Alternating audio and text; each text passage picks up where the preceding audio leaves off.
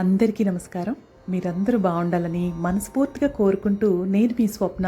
Welcome to సుగంధ nature. బయట కొని తీసుకొచ్చిన మల్లెపూలకి పందిరి మల్లెకి ఎంత తేడా ఉందో చూడండి. సైజులోనే కాదు, వాసనలో కూడా అంతే తేడా ఉంది. ఎంతైనా బయట వాటికి ఇంట్లో పెంచుకున్న వాటికి చాలా తేడా ఉంటుంది. ఎందుకంటే మనం కొన్ని గంటల వరకు, అంటే సాయంత్రం వరకు కొయ్యకుండా చెట్టుకే ఉంచుతాం కాబట్టి గంటకే అవి నీరు పీల్చుకుని చక్కటి సైజు, సువాసన కలిగి ఉంటాయి. ఇవి ఒక్కొక్క పువ్వు కూడా ఫోటోకి పెడితే 2 రోజుల వరకు వాడకుండా ఇలాగే చక్కగా ఉంటున్నాయండి, గులాబీల్లాగా.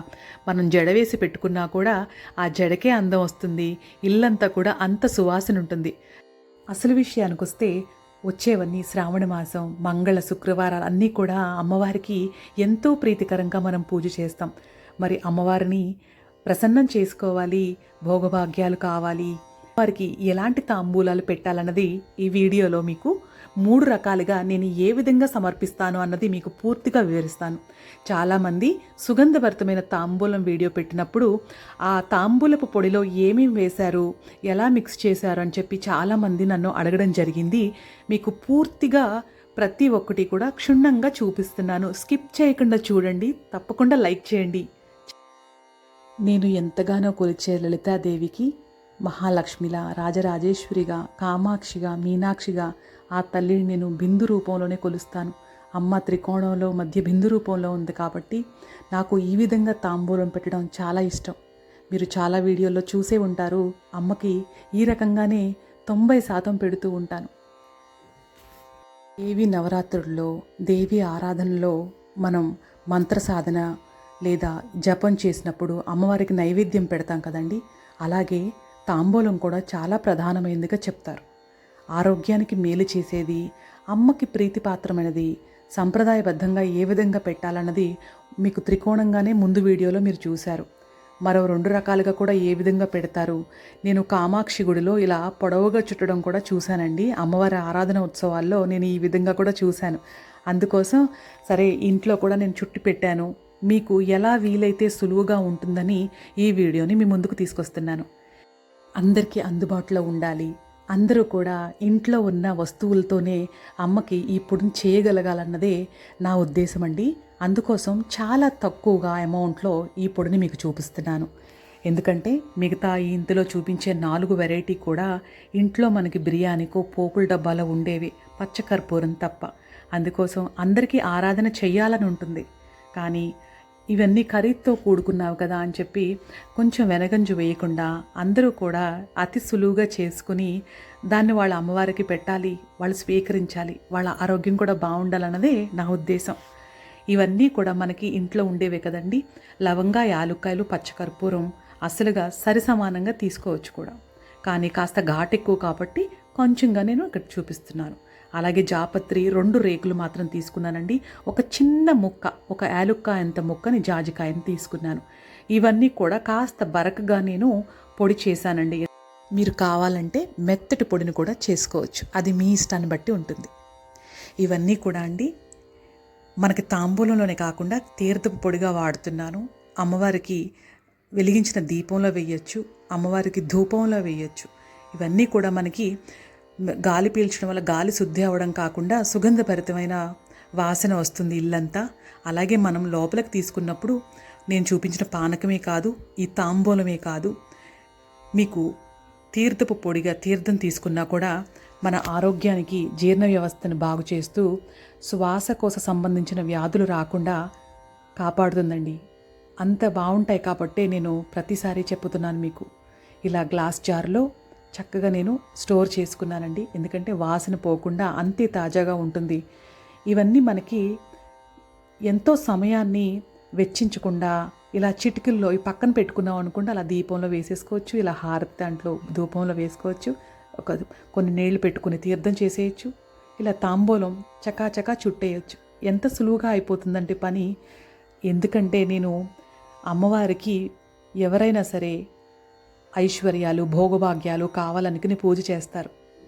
ఎవరికైతే విలాసవంతమైన జీవితం కావాలి, భోగభాగ్యాలు అంటే అనుభవించాలనుకున్న వారు తాంబూలం పెట్టాలని గురువుగారు సామవేద షణ్ముఖ శర్మ గారు చెప్పారు.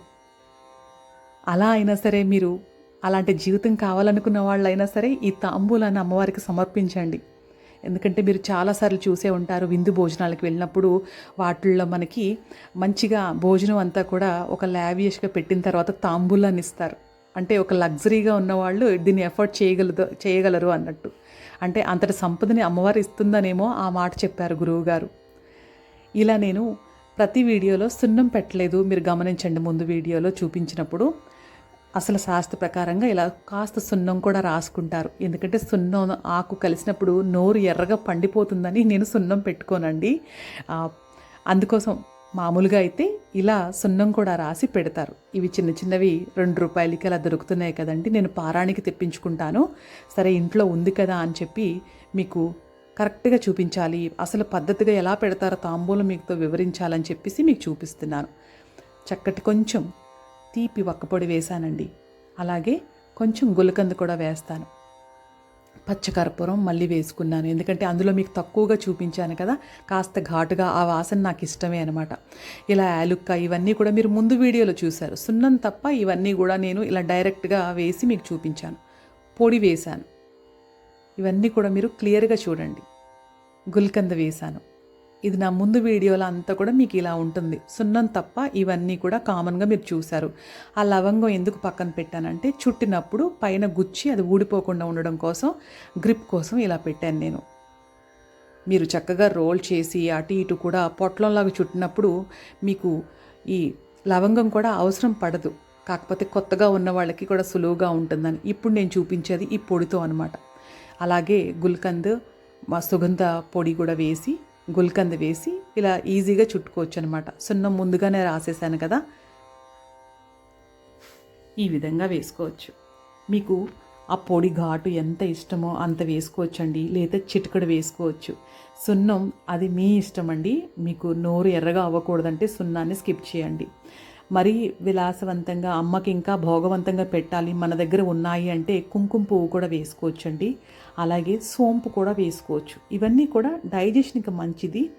ఈ కుంకుమ పువ్వు అనేది తేజస్సు ఇస్తుందంటారు కదా, అందుకోసం అది మన దగ్గర ఉంటేనే వేసుకోండి. ఇది కంపల్సరీ కాదు, మీకు ఇంట్లో అందుబాటులో ఉండి మీకు ఇష్టం అన్నప్పుడు వేసుకోండి. ఇది 3 రకాలుగా మీరు చూసారు కదా. ఒకటి కుంకుమ పువ్వుతో చేశాను, ఒకటి మామూలుగా పొడితో చేశాను. ఇలా ఈ విధంగా మీరు ఎలా అయినా చుట్టుకోవచ్చండి. నేను ఇది ఒకటి రోల్గా చుట్టి చూపిస్తున్నాను. ఇది చాలా సులువు అండి. ఇలా ఈజీగా, అంటే చుట్టడానికి రాదు మనకి, ఊడిపోతుంది అనుకున్నప్పుడు ఇలా రోల్ చేసి మీరు అటు ఇటు కూడా మనకి బయట దొరుకుతాయి కదా, మనకి బయట పాన్ షాప్లో అమ్మినట్టుగా కూడా మీరు చుట్టచ్చు. త్రికోణంగా మాత్రం ఈ విధంగా చుట్టచ్చండి.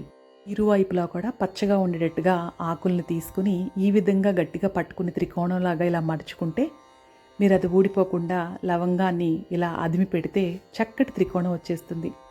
అమ్మవారి పూజలు శ్రద్ధగా చేసుకునే వాళ్ళకి ఇదంతా కూడా అంత పెద్ద పనైన కాదనుకుంటున్నాను నేను. ఇది ప్రసాదంగానే కాకుండా జీర్ణ వ్యవస్థ బాగుండేటట్టుగా, కాన్స్టిపేషన్ రాకుండా చూడడమే కాకుండా, మీరు గమనించారో లేదో కొత్త దంపతులకి ముందుగా తాంబూలాన్ని కూడా ఇస్తారు.